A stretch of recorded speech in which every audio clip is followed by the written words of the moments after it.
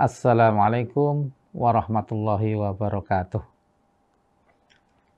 Ada banyak hal yang bisa kita pelajari sebenarnya dari Ramadan kita. Yang pertama, tentu kita bisa belajar bahwa ternyata agama ini adalah agama yang sangat luas ya. Puasa yang dikatakan ibadah yang sangat ditekankan dan sangat tinggi pahalanya, ternyata boleh loh tidak dilakukan, tidak dilaksanakan atau ditunda pelaksanaannya dengan alasan kesehatan, yaitu ketika kita sakit ya, bahkan ketika kita dalam keadaan musafir. Itulah betapa indahnya Islam, indahnya agama yang luas tapi juga luas. Nah, kali ini saya juga ingin menyampaikan bahwa kita bisa belajar dari Ramadan bahwa kita perlu melakukan modifikasi pola konsumsi kita. Barangkali ada hal-hal yang perlu kita perbaiki agar kita menjadi lebih sehat dengan cara memodifikasi gaya hidup. Dalam hal ini adalah memodifikasi pola konsumsi kita. Dari puasa kita belajar bagaimana kita bisa menahan diri untuk tidak makan meskipun makanan itu adalah makanan kita di siang hari misalnya. Menahan diri untuk tidak makan lagi ketika kita sudah kenyang. Menahan diri untuk tidak makan berlebihan. Nah, saudara sekalian, dalam Islam kita mengenal konsep halalan thayyiban. Jadi makanan yang halal dan thayyib saja yang kita makan. Thayyib maknanya adalah enak, lezat, tapi juga bergizi. Artinya makanan yang mempunyai dampak baik terhadap kesehatan. Nah, selama Ramadan kita dilatih seperti itu. Kita hanya makan makanan yang halalan thayyiban. Yang halal saja tidak cukup. Kita juga sebaiknya makan makanan yang thayyib. Apalagi yang tidak halal, tentu tidak kita konsumsi. Nah, makanan yang halal tapi tidak thayyib, misalnya ya, makanan yang berlebihan pun sebenarnya jadi tidak thayyib, karena kita mengenal konsep kulu washrobu wala tusrifu. Jadi ada konsep jumlah yang harus kita batasi. Kemudian tidak thayyib bisa karena memang mengandung zat-zat yang tidak baik untuk tubuh kita. Misalnya karena kadar gula yang terlalu tinggi atau kadar garam yang terlalu tinggi.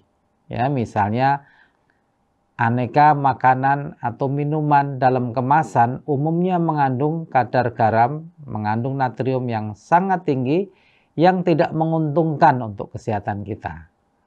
Demikian pula minuman dalam kemasan.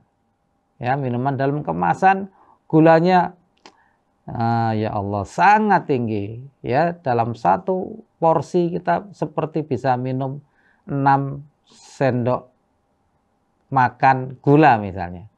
Sangat tinggi bukan? Sangat tidak bagus untuk kita, baik yang sudah sakit diabetes maupun yang belum sakit diabetes. Apalagi aneka minuman suplemen. Kita sudah banyak mendengar kabar informasi bahwa minuman suplemen banyak menimbulkan dampak negatif terhadap kesehatan. Karena apa? Karena ya selain kandungannya memang mengandung zat-zat yang tidak baik, juga kandungan pendukungnya ya seperti pengawet misalnya juga mempunyai dampak yang negatif terhadap kesehatan. Makanan-makanan yang diawetkan juga harus mendapatkan perhatian. makanan-makanan yang mengandung misalnya mengandung nitrat atau nitrit, itu juga tidak bagus untuk kesehatan kita, paling tidak untuk jangka panjang. Nah, itu halal tapi tidak thayyib. Mengapa halal? Karena memang tidak termasuk yang haram dan bahkan sudah ada sertifikasi halalnya, tetapi tidak thayyib. Nah, ini kita usahakan untuk tidak kita konsumsi. Nah, apalagi yang jelas-jelas haram. Misalnya minuman yang haram apa? Khamar. Khamar adalah semua minuman yang memabukkan. Semua minuman yang memabukkan adalah khamar.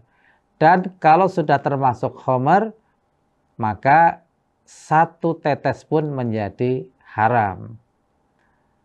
Kalau kita belajar dari berbagai sumber, dari berbagai hadis, maka kita dapat menyimpulkan bahwa khamar itu sesungguhnya haram memproduksinya, haram mendistribusikannya, haram menjualnya, haram meminumnya, haram mengonsumsinya. Maka na'udzubillah min dzalik. Dengan demikian memang kita sudah waktunya di dalam kaitannya dengan Ramadan ini kita berniat untuk memodifikasi pola konsumsi kita, yaitu yang halal saja, yang thayyib saja. Bahkan tadi sudah menambahkan halalan, thayyiban, lalu konsep jumlah tidak berlebihan, dan sebenarnya ada satu lagi konsep yang perlu kita perhatikan, yaitu adalah jadwal makan. Maka di dalam dunia kedokteran, dalam dunia kesehatan kita mengenal istilah 3J, yaitu jenis, jumlah, dan jadwal. Jenis tadi tentu yang halal, yang thayyib. Nah, itu jenis. Kalau dalam bahasa kedokteran sebaiknya yang indeks glikemiknya rendah, yang gizinya seimbang, yang seratnya tinggi, dan seterusnya. Itu jenis. Lalu yang kedua adalah jumlah. Jumlah wala tusrifu, jangan berlebihan, secukupnya. Kita juga ingat, makanlah jika lapar dan berhenti sebelum kenyang, ya kan? Yang ketiga adalah jadwal. Sebelum maghrib kita tidak makan. Jadi ya jangan sedikit-sedikit makan gitu. Nanti pasca puasa kita belajar bahwa makan itu sebaiknya terjadwal dengan baik. Demikianlah saudara sekalian yang saya sampaikan pada hari ini, bahwa kita belajar dari Ramadan untuk memodifikasi pola konsumsi kita menjadi pola konsumsi yang lebih baik dengan memperhatikan halalan, thayyiban, jumlahnya terbatas juga, dan jadwalan, terjadwal dengan baik. Mudah-mudahan bermanfaat. Assalamualaikum warahmatullahi wabarakatuh.